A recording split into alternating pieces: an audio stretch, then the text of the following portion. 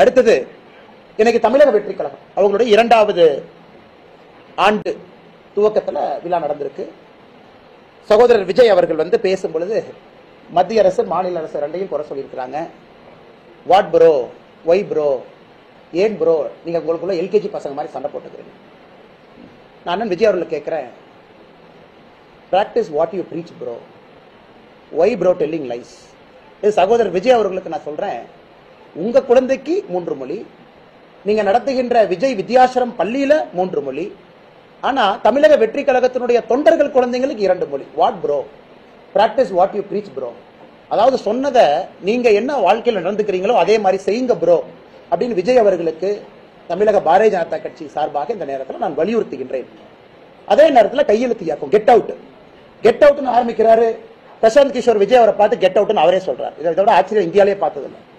Get out ஆரம்பிச்சு ஒரு நிமிஷத்துல அருமை அண்ணன் பிரசாந்த் கிஷோர் அவர்கள் பக்கத்தில் இருக்கிறாங்க. எல்லாம் கெட் அவுட்னு கையெழுத்து போடுங்க. உன்னை ஆதவ அர்ஜுன் அவர் கையெழுத்து போடுறாரு, அண்ணன் புஷி ஆனந்த் அவர் கையெழுத்து போடுறாரு. உன்னை பிரசாந்த் கிஷோர் அவர் நான் கெட் அவுட்னு சொல்லிட்டு கையெழுத்து போடாம எஸ்கேப் ஆகி போயிட்டார். அதனால இந்த கெட் அவுட் ஆரம்பித்த 30 செகண்ட்லயே இந்த கெட் அவுட்டுக்கான என்ன மரியாதை என்பது விஜய் அவர்களுக்கு ஆலோசனை சொல்லக்கூடிய சகோதரர் பிரசாந்த் கிஷோர் அவருடைய நடவடிக்கை நமக்கு காண்பித்து கொடுத்துருச்சு.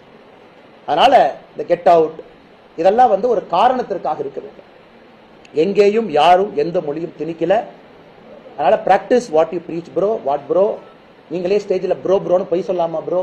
அதனால அருமை சகோதரர் விஜய் அவர்கள் இதை செய்ய வேண்டாம் என்று அன்போடு வலியுறுத்தி, அதன் பிறகு பத்திரிகை நண்பர்களுக்கு கேள்வி இருக்கும். கேள்வி